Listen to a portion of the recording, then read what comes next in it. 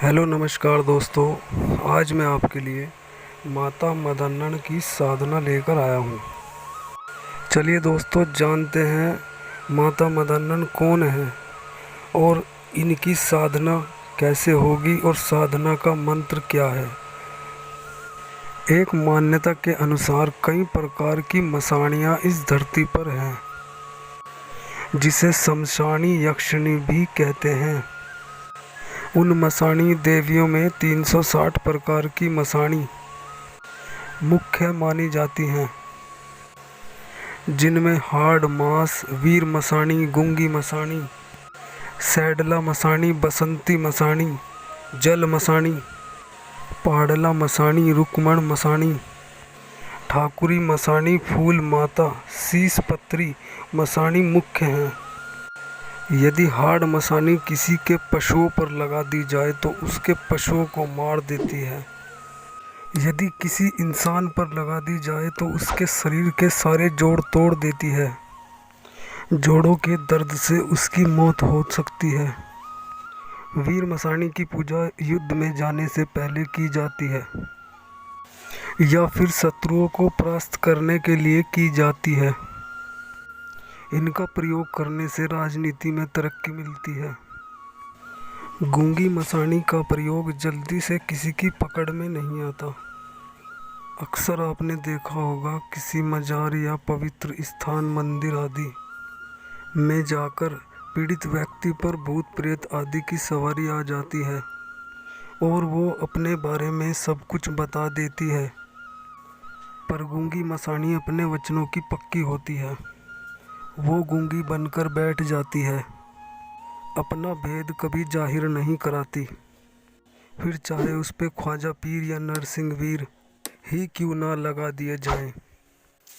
सैडला मसाणी यदि किसी पर लगा दी जाए तो 1 हफ्ते के अंदर अगर उस आदमी ने अपना इलाज ना किया तो उसकी कब्ज के कारण मौत हो सकती है। यहाँ सब मसाणियों के बारे में बताना मुश्किल है। यह सभी देवियाँ माता मदन्नन की सेविका हैं। एक मान्यता के अनुसार किसी भी देवी का चढ़ावा माता मदन्नन ले सकती है, पर माता मदन्नन का चढ़ावा कोई नहीं ले सकता। माता मदन्नन को सभी देवियों की रानी माना जाता है। एक प्राचीन कथा के अनुसार भगवान श्री कृष्ण के समय योग माया का अवतार हुआ था। कंस जब उन्हें मारने लगा तो वो आसमान में बिजली बनकर उड़ गई और कहा, तुझे मारने वाला जन्म ले चुका है। भगवान श्री कृष्ण ने योग माया को अपने मस्तक में धारण किया। जब भगवान श्री कृष्ण के पैर में तीर लगा और वो धरती से जाने लगे तो योग माया से कहा, कलयुग के प्रथम चरण में देवी भगवती मदन्नन के रूप में अवतार लेगी, आप उनकी सेवा में चले जाइए। एक जगह रोड़े शाह नाम का एक फ़कीर रहता था। उनकी एक बहन थी जिसका नाम जलाली था। जलाली रोज़ एक फ़कीर की सेवा करने जाती थी। रोड़े शाह लोगों को फतवे सुनाता था। एक दिन एक आदमी ने उसे कहा, तू लोगों को क्या फतवे सुनाता है? तेरी बहन एक फ़कीर के साथ इक्स करती है। रोड़े शाह ने अपनी बहन का पीछा किया और फ़कीर की झोपड़ी के पास चला गया। जलाली ने फ़कीर को कहा, अब्बा हुक्म, मैं आ गई। फ़कीर ने कहा, बाकी काम बाद में करना, पहले खाना खा लो। उस फ़कीर को अल्लाह के घर से खाना आता था। 3 थाली खाने की आसमान से उतरी। जलाली ने कहा, अब्बा हुजूर, रोज़ 2 थाली खाने की आती थी, आज 3 थाली किसके लिए आई है? फ़कीर बोला, तीसरी थाली उसके लिए आई है जो झाड़ी के पीछे छिपा हुआ है। जब जलाली ने रोड़े शाह को देखा तो कहा, तूने मुझ पर शक किया? जा, आज के बाद मुझे अपनी शकल नमत दिखाना।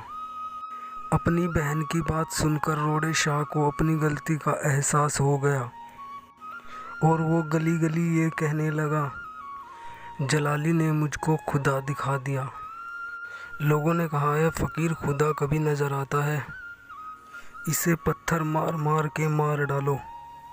लोग उसे पत्थर मारने लगे।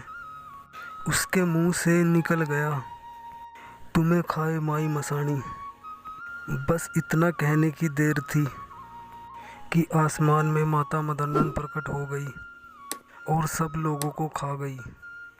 वो देवी किसी प्रकार शांत न हुई, पर जब बाबा फरीद को देखा तो शांत हो गई, क्योंकि बाबा फरीद एक पहुँचे हुए संत थे।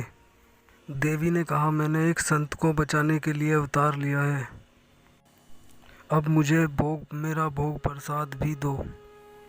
तब से माता को मांस और शराब का भोग और दिया जाता है।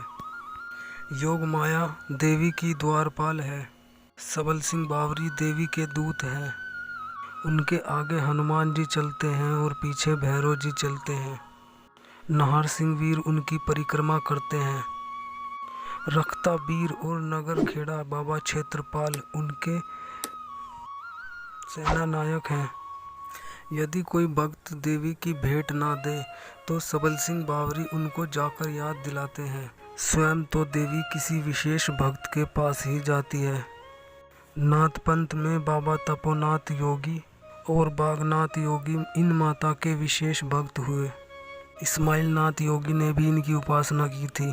जब गोगा जहारवीर का युद्ध अर्जुन सर्जन से हुआ था तो उस समय गोगा जहारवीर के वजीर ने ये कहा था कि अगर युद्ध जीतना चाहते हो तो सबल सिंह और माता मदन्नन को यदि इनका साथ मिल गया तो महाराज आपकी जीत निश्चित है।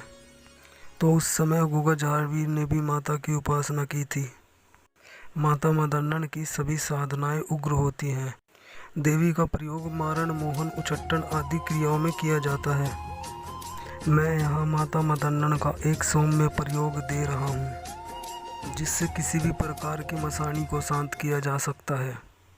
इस मंत्र से चेचक आदि का भी इलाज किया जा सकता है झाड़ा देकर। इस मंत्र से रूठी हुई मदन्नन माता को शांत किया जा सकता है।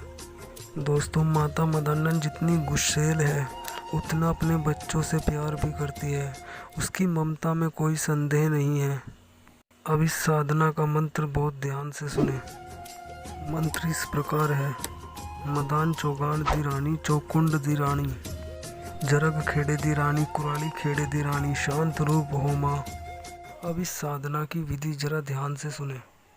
रात्रि 10 बजे रोज अगरबत्ती धूप लगाकर थाली में इस मंत्र को 2 घंटे जापना है।